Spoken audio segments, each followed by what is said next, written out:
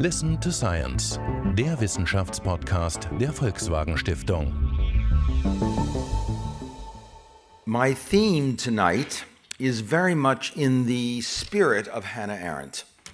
I knew her slightly, and as Mr. Perotta said, I actually live in her apartment on Riverside Drive in New York. It's the same apartment where she lived for 30 years with her husband, and my wife and I have lived there now for 20 years since then. And I like to say that I do not agree with her on everything, but I share her outlook. We look out on the same river and place, even when we disagree on some points.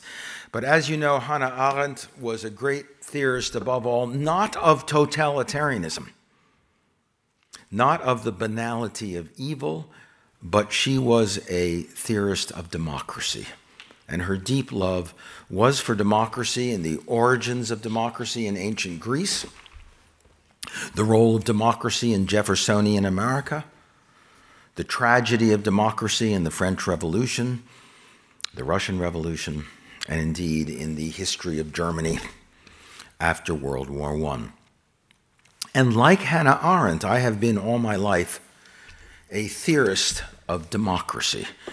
I believe self-government, Selbstregierung, goes to the very heart of what it means to be human. When we govern our own communities, only then do we have freedom. In Europe, in America, we talk all the time about freedom, Liberté, Freiheit. But ohne Bürger gibt's keine Freiheit. Without citizens, there is no freedom.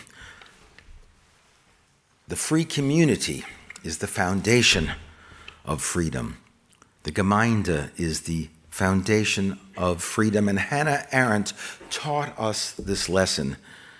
If you look around the world today, you will see that America, with its soldiers and its airplanes, will go to a country and say, if you want to be free, have an election. But elections without citizens create not democracy, but chaos. Citizenship first. Civil society first. Democracy from the bottom up.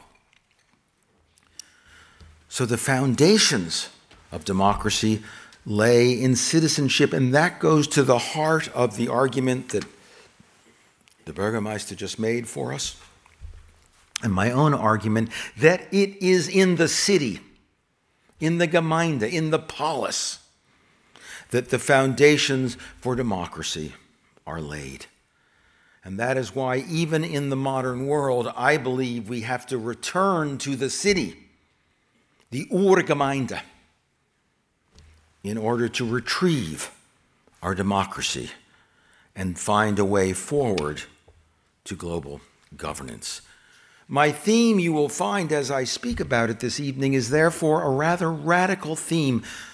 The Bürgermeister talked about the fact you have had some unconventional formats here. You've had hip-hop.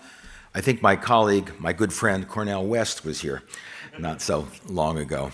And I will not try to compete with Cornel West and rap my thesis, but I will use a conventional format to make an unconventional and radical argument. Because the argument I want to make is that if we want to retrieve democracy and freedom in a multicultural world, if we want to have governance and not chaos, in a world of interdependence, if we want to address questions like the climate crisis, refugees, terrorism, and global markets, then we need to return to the place where we started our democracy, and about which Hannah Arendt wrote so convincingly, the polis, the city, the community. Think about it. Bürgerschaft fängt in den Berg, der Burg an. Bürgerschaft, Burg. Cité, citoyen. Those words are linked. Our citizenship begins in our local communities. When Alexis de Tocqueville went to the United States, the young United States in the 1830s, he started out to visit the capitals. But very quickly, he decided to go to the towns and cities of America. And when he left, he said, what I discovered in America is that liberty is local. Liberté est municipale, is what he said. We find our liberty in our Gemeinden, in our cities.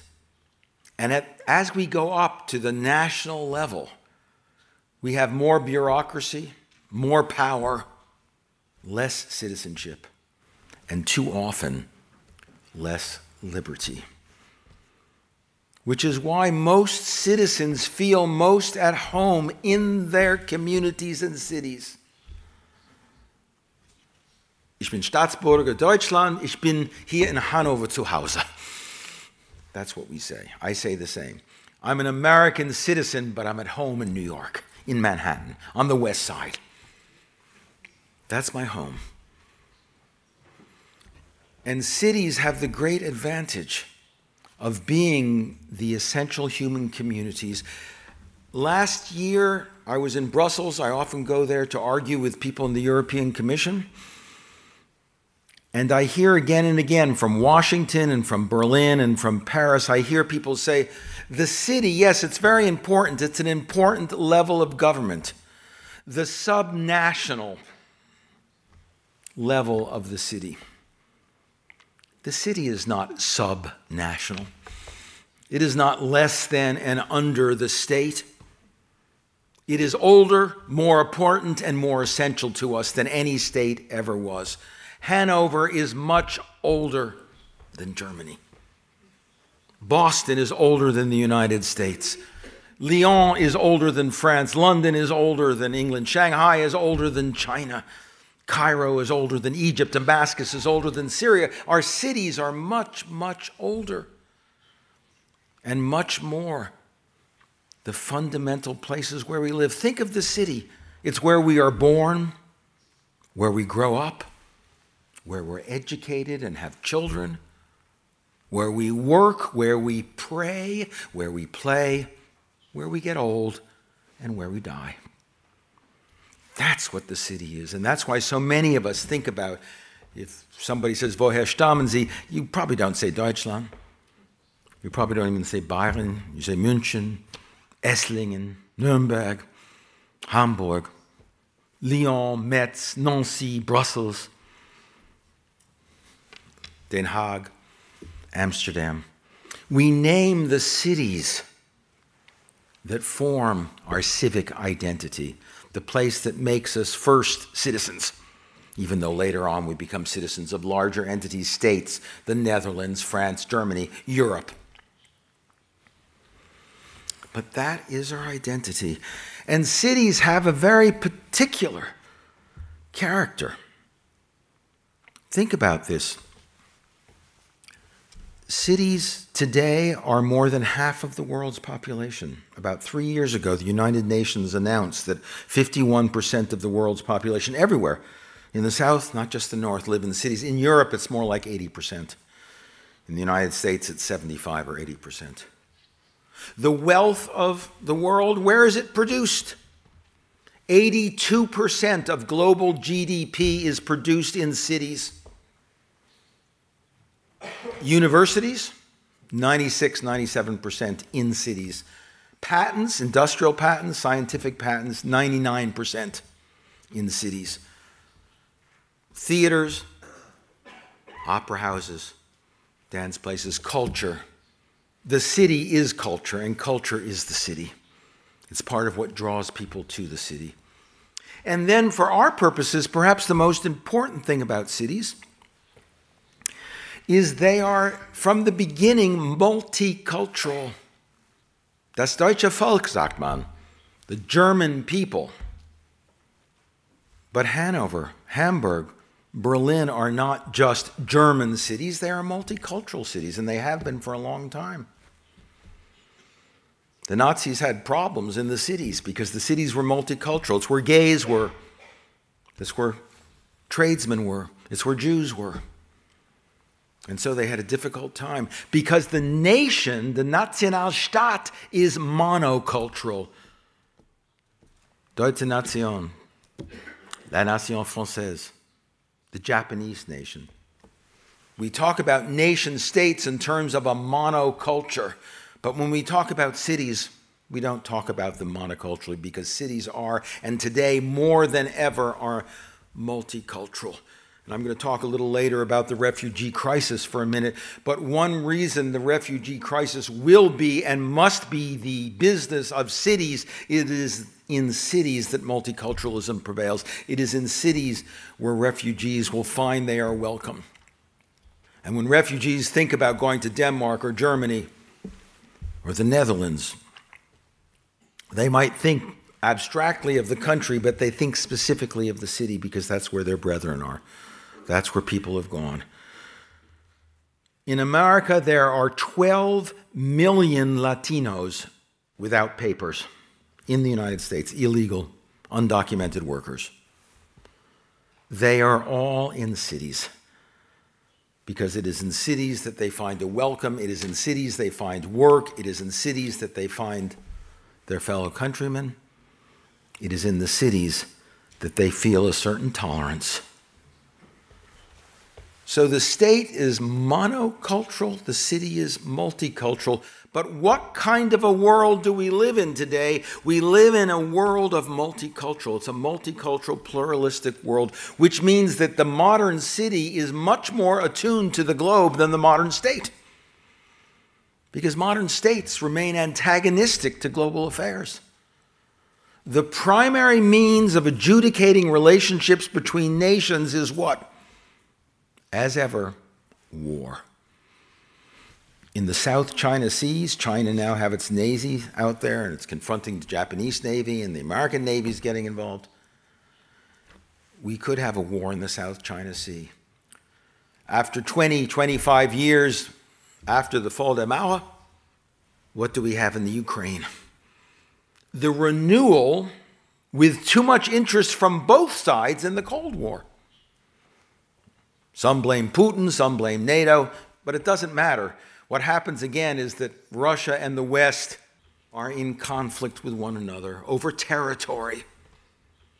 Because when nations intersect, they intersect around a limited territorial border. I don't have to tell you that when Germany gets bigger, Poland gets smaller.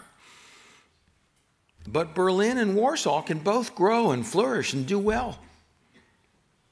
With cities, it's not a zero-sum game. One's good, the other's bad. One's big, the other's small. One's strong, one is weak. Cities are transactional. Cities are interactive. Cities are organized around communication, culture, trade, transportation. They are naturally cooperative. States are naturally in conflict with one another and have been from the beginning because states have as their primary characteristic, what? Grenzen, borders, territory. And that means the borders push against one another, and here's the zero-sum game. Germany goes like this, Poland goes like this, poor Poland in the middle, Russia comes this way, Germany comes this way, Poland vanishes. But it's not the same with cities. And so we come to the fundamental dilemma that we face today. And here's the dilemma. All of the problems of today's world, of the 21st century, are problems of a global nature. They are problems of an interdependent world, a world where everything is linked. Think about it for a minute. Mr. Mayor, do you have a problem here of Hannover warming? No. Of North Rhine-Westphalen warming? No. German warming? European warming? No, the problem is global warming. It's not German climate change, it's global climate change. The refugee problem. It's not a German problem. It's not a European problem. It's a global problem for people everywhere. Not the same refugees, but people moving across borders, escaping war and genocide, looking for jobs. That's a global problem. It's not just Mexicans in the United States. It's Guatemalans coming into Mexico looking for work. You find it in every country of the world. because the outline of the 21st century economy is interdependent. It does not recognize borders, so people, when they look for jobs, don't recognize borders. And by the way, it's not just the workers who come from Mexico to America who don't recognize the borders. The American companies that hire them don't recognize the borders either, because they want and need workers coming in. The world of the economy, the world of the global market, is a world without borders. The world of warming and ecological change and temperature rise is a world without borders. Ebola started in Liberia and other hot zones of Africa, but we know it was soon in New York. And it entered the United States without a passport, because the new pandemic diseases of the globe don't carry passports. They don't recognize borders. You can be a nation with the best health system in the world. That's not ours, by the way, in the United States. But even if we had the best system, it doesn't begin to prevent the global diseases from moving around. The world health system is as good as the weakest public health system, because in an interdependent world, disease travels. Crime's the same way. Drugs, the same way. Afghanistan drugs, Colombian drugs, Mexican drugs. You can't identify them anymore. Even terrorism has become a global interdependent reality. Is Al-Qaeda Iraqi, Afghanis, Pakistani, Yemeni? No. Al-Qaeda is a malicious and malevolent NGO, a pernicious non-governmental organization. But it has no national identity. It moves around, it shifts, it morphs. You stop it in Afghanistan and it moves to Pakistan. You stop it in Pakistan, it's in Indonesia. Then it's in Sudan and the Horn of Africa, and then it's in Yemen. And what country, what address? I mean, the reason terrorism is so difficult to deal with is it has no address. In the old days, at least if you had a Hitler or a Mussolini, there was an address. You knew where to send the bombers. But we don't know where to send the bombers. We send them everywhere and nowhere. We send drones, we kill a few people, mostly civilians. Some Médecins Sans Frontières. But not the terrorists, because we don't really know who they are, because terrorism in an interdependent world is not nation-based. So here's the dilemma. We live in a world of global interdependent problems which cross borders, which have no national identity, and we respond politically with a political institution that's 400 years old, the nation state, that is bordered, that is independent, that is sovereign, and that is incapable of cooperating with other states. And then we wonder why nothing happens. We wonder why our problems don't get solved. We wonder why the refugee problem suddenly is all over Europe, because we broke things in the Middle East, we made mistakes in the Middle East, which overflowed the borders. We wonder why we go to Paris in December. The most depressing phrase in the climate change struggle I know is COP21. Right? The Conference of the Parties 21. That's the meeting that will be held in Paris that the Bürgermeister was referring to. COP21 is depressing because of the 21. Because that means for 20 years leading up to this year, nation states have gathered every single year in Copenhagen and Rio and Lima, going all the way back, and done nothing. They gather, they say, oh, climate change, quel désastre. And then they go home. And then next year they say again, it's gotten worse. We must do something this year. And they go home. Nation states for 20 years have met, acknowledged the utter urgency of the problem, and done nothing. Maybe this December they will do something. The indications from the meetings in New York in September suggest they might do something. But it won't be enough. If everything states have promised to do at the very edge of their promises comes true, by 2050 we will have 6 degrees centigrade of warming, which is 4 degrees too much. That's if everything we promise to do is done. So even if the states made good on their promises, which is unlikely, we have 6 degrees of warming, which will be a disaster and catastrophe for the world.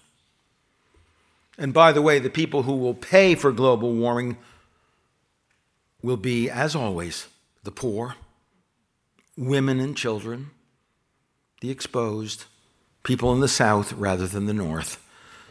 I have a friend, and he's only half joking when he says to me, I have a solution to global warming. I said, what is it? He said, well, you know, I have a house in Southampton on the ocean, on the Atlantic Ocean. I'm going to sell my house and move to Aspen, Colorado, in the mountains. And for him, that's a good solution to global warming. And the wealthy will find solutions like that. They will find solutions that protect them and protect their assets. But the great majority of the world, and first of all, the women and the poor and the children, they will again pay the consequences, because one thing we know, whether it's in war, ecology, or disease, or poverty, we distribute the consequences of injustice unjustly. The poor pay more for inequality than the wealthy. Women and children pay more for ecological change than those well off. So in not dealing with these issues, we also increase inequality and injustice. And those who can least afford to pay for the consequences of our lack of action are the ones who pay. So the consequences of states not acting, of Russia and Germany and the United States tilting over Ukraine and Crimea, and who will be there and who will be most powerful, while the temperatures rise and refugees flood Europe and the Middle East, is deeply consequential.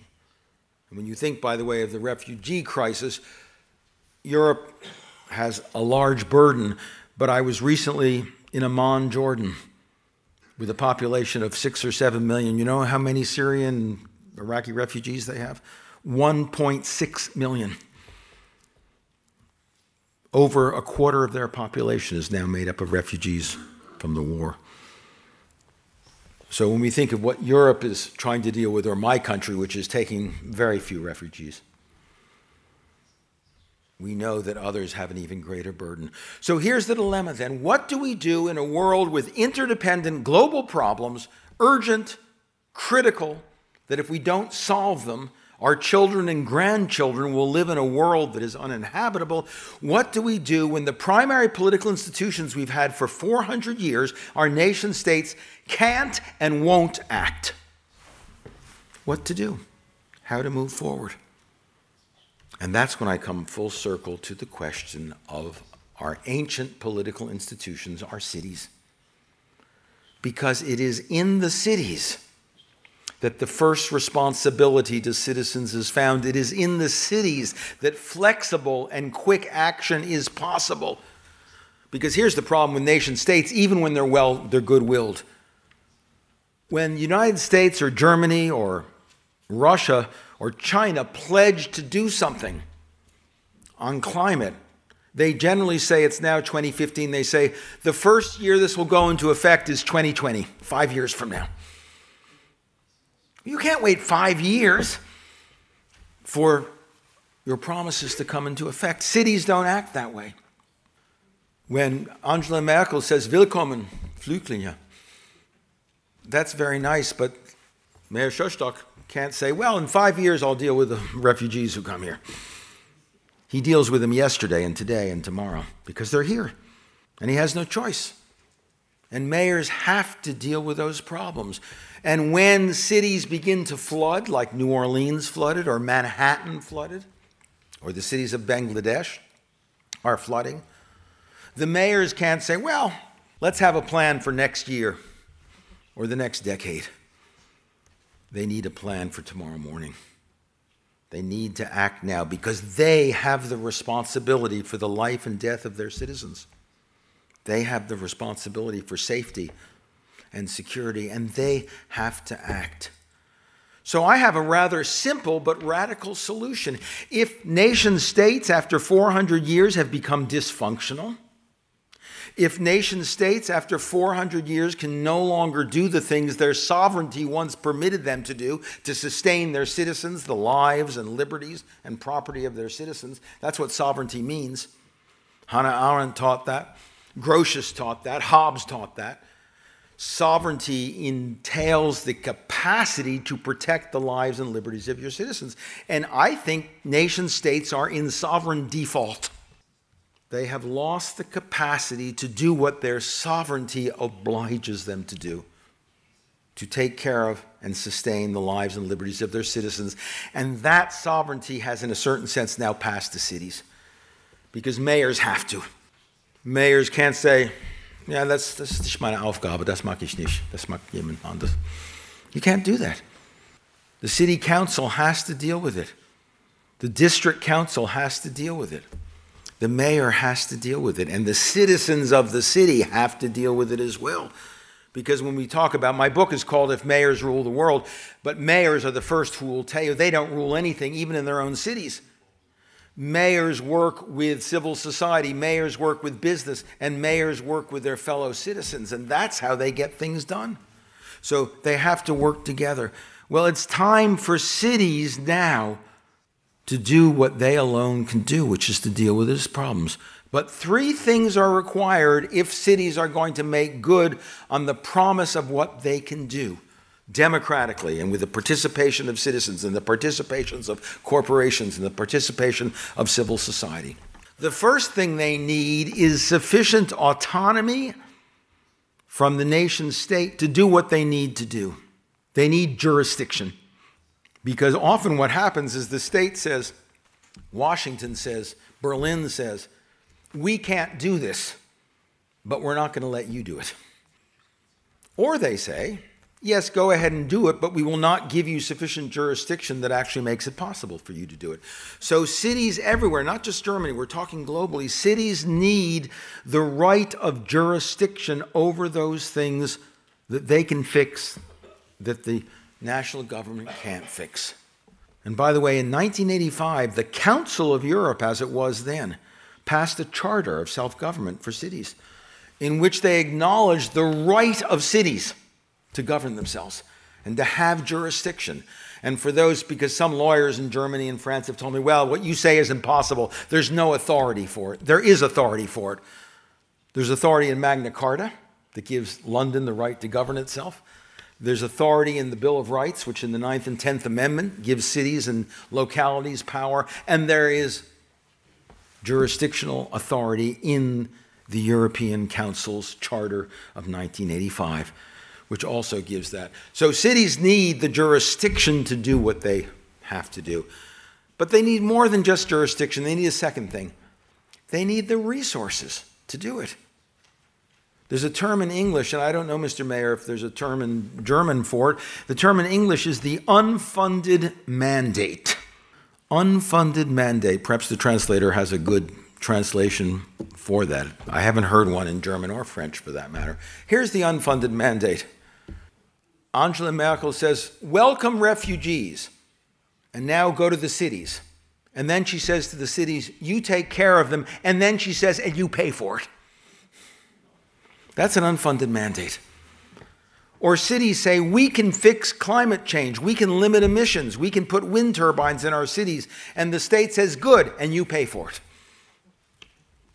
Or the aging highway and sewer system in the United States, and the federal government says, you fix your sewers. In fact, we order you to fix your sewers, and you pay for it. And cities say, with what? Our budgets are already thin. So the resource question, first you need the jurisdiction, but second you need the resources. The second question is easy, at least in theory, if not in practice. Because guess what? Where do the resources that Bonn and Berlin and Paris and Brussels give out to cities, where do those resources come from? They come from the cities. Cities produce 80% of the wealth in the world. 4 out of every 5 euros, 4 out of every $5, 4 out of every 5 yen is produced in cities. Wealth is produced in cities and then taxed by higher governments. And the governments take it away and then they say, well, here's, maybe I give you a little bit back. Or maybe not. Maybe you just do it your own way. Or you can level some more taxes of your own. Ladies and gentlemen, cities produce wealth. They have a right to sufficient wealth to do the things they need to do. And if the national state or if Brussels doesn't give it, then cities have to say, I'm sorry, then we will not part with our wealth originally.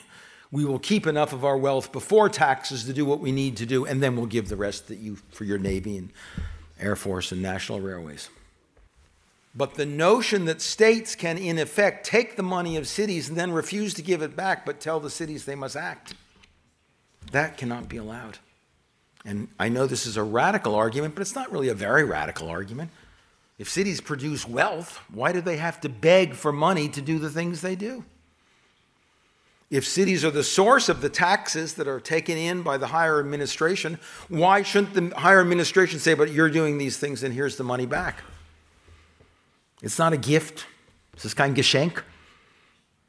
It's the hard-earned money of citizens and firms and businesses in the cities. And cities have a right to it. So that's the second thing. Cities need jurisdiction and they need resources. And if they don't have them, they must demand them. I'm, you can perhaps tell, a child of the 60s.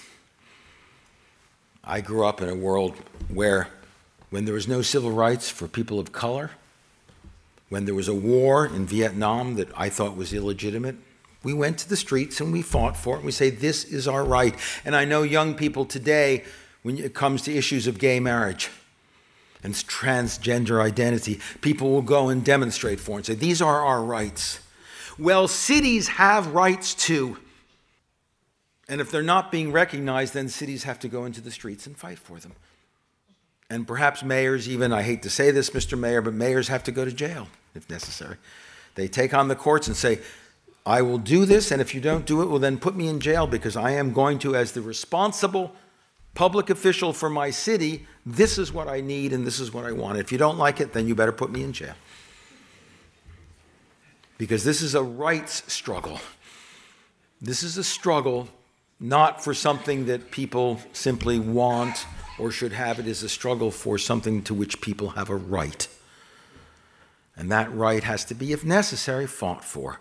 But that goes to the third point, because I would never ask the people of Hanover or Hamburg or Lyon or Nashville to go into the fight alone. I would never in the 60s go out in the street by myself. I went with my fellow citizens. I went with my civil associations. And when mayors fight for the right to act, the right for resources, the right for jurisdiction to deal with these issues, they need to do it together, not alone. We already have an extraordinary number of international city associations. The UCLG, United Cities and Local Governments, is 120 years old. It came out of World War I. It involves cities all over the world. ICLE is 35 years old. It's a climate cities organization. The C40 is only 10 years old. We celebrated with President Clinton and Michael Bloomberg in New York 2 weeks ago, the 10th anniversary. 40 cities originally, now it's 80 megacities, fighting for cities to work on climate change, whether or not states do. Euro cities, Energy Cities Europe. I just was with Mayor Würzner in Heidelberg, who is the chairman of Energy Cities Europe. EFUS, the European Forum on Urban Security. There are dozens of networks already out there where cities are working together. We have a nice but too weak form of that in sister cities. I know, Mr. Mayor, that you are sister cities with Bristol, where my friend George Ferguson is the mayor, and with Poznan, and 2 or 3 other cities, and that's great. But we need not just friendly associations. We need working political organizations with political muscle that can do things together that one city can't do alone. If Mayor Schultz of Hamburg or Mayor Kurz of Mannheim say to Berlin, we must have more resources to do the work with refugees you want us to do, little will happen. They can't do it by themselves. But imagine 100 or 500 German mayors saying together, we demand the resources to deal with the problems you want us to deal with. First of all, that's a democratic majority. And second of all, it is a political muscle that Berlin cannot, Chancellor Merkel cannot deny. Because collective power, we know, is the essence of democratic political power. So cities have to work together, not alone. And they have to do it not just within the nation state, but across borders as well. They have to do it internationally. And that's why in the final chapter of my book, If Mayors Rule the World, I make a very specific suggestion. I say it is time now to organize a global parliament of mayors. Not an organization that's discretionary, not an organization just to share practices. We have many of those. Those are great. But an organization where cities meet and enact common policies and collectivize their power and pursue those against, if necessary, hopefully with the cooperation of nation states, but if necessary, against nation states that try to stand in the way. Because if dysfunctional nation states will not sustain the lives and liberties of their citizens, then cities have to. And what better place to start than with the original polis? But today, the polis as cosmopolis, the polis as a collection of cities across the world. Jean Monnet said at the end of World War II, he said, the problem with the nation state is that it's too big for participation, but it's too small for power. You know, power is global, participation is local, and the nation state is caught in between. And frankly, much of the problem of the nation state in our modern world is just that. It's not in touch with citizens. It doesn't allow participation. It doesn't engender the trust of citizens. Most citizens don't trust their national governments. They still trust their mayors, but they don't trust their national governments. But states at the same time aren't big enough to deal with the global problems of multinational corporations, big banks, global warming, global terrorism. Too big for participation and democracy, too small for power. Well, my suggestion is let's go back to cities for participation and democracy and efficiency, and then let's put together a new global coalition of cities in a global parliament big enough to deal with the global problems that we face when cities work together. I'm not suggesting the nation state is going to go away. It has its toys to play with, its armies and navies and airplanes. The United States still spends 25% of its budget on an armed services that do nothing. Because what good is a B-1 bomber against a suicide bomber? What good is an aircraft carrier against a terrorist or against Al-Qaeda? You know, the big old national armies we spend so much money on. And Mr. Putin will learn this in Syria. He's going to learn, even if he puts ground forces in and sends in his tanks and drones, the terrorists aren't going to go away because they don't respond to that kind of traditional military force. So while nations are spending all that money, they can go on doing that. But meanwhile, cities will have to do the heavy lifting. Cities will have to do the work of democracy and the work of global problem solving by doing it together. And so I want to suggest we're at a very crucial moment. It's crucial because we don't have a lot of time. The transition from the medieval city and the empire, the Holy Roman Empire of the German nation and the Renaissance cities to the nation state took about 100 years. You know, in the 15th century, you had principalities, you had cities, and you had an empire. And then by the 17th century, you had l'État-nation, you had the French nation, and the outlines of other nations emerging, eventually the Prussian nation, Austria, Italy, and so forth. But that took a long time. We don't have time for this transition. We are up against a calendar that is merciless. Nature doesn't negotiate. Global warming doesn't say, oh, we'll wait, we won't melt any more glaciers for 5 years, and then as soon as you get things together, we'll go on with the melting. It's merciless. It will happen day by day. We don't have the time, so our radical moment is now. And the great good news is that cities know it and mayors are already involved. They are doing it. This is happening. This is not just an idea in one scholar's head. this is happening. The plans for a global parliament of mayors means that next summer in either The Hague or Rotterdam, our inaugural parliament will meet with 125 cities from around the world, and I invite you, Mr. Mayor, to be there. I hope you'll be there. Because this is the moment where cities have to stop doing the heavy lifting without the authority, solving the problems without the resources, trying to do things one by one that they need to do together. And when cities act together because they have common multiculturalism, they have common problems, then you have this new term. I love this term. It's in English. It's really a good term. It's not a local solution and it's not a global solution. It's a glocal solution. Glocality. The local and the global. The participation in democracy and involvement and engagement of the local thing, but the power of the global. We need global solutions, and cities are both local and global. They're local in how they're organized and in their outreach to people. They're global in the fact that they look at the big global problems that are also local problems. And let me end with a curiosity because it's so interesting. For a long time, those who argued on behalf of the nation state made this argument. The trouble with local government and municipal government in cities is that it's parochial, it's backwards, it's particularistic. And national government is universal. Universal rights. The Enlightenment was all about the universal rights that came with nation states. The American national government was supposed to be the liberal, rights-based ones, and local states and localities were the old racist pre-Civil War places. But today that has been reversed. It is ironically the nation state that is parochial and limited in its thinking. And it's cities that are broad and universal in their thinking. Think about it for a minute. Where do we find gay rights in the modern world? In the Congress of the United States? No. The Bundestag? No.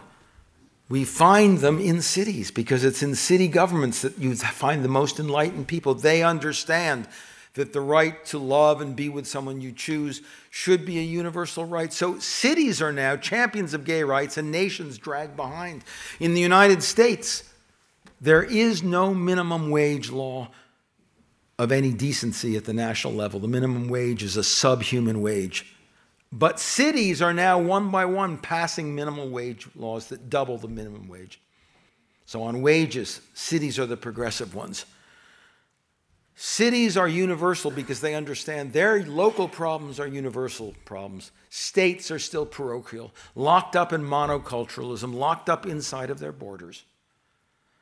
So we needn't fear that if we go back to cities, we're somehow going back to the parochial, the narrow, zu eng, zu beschränkt. No.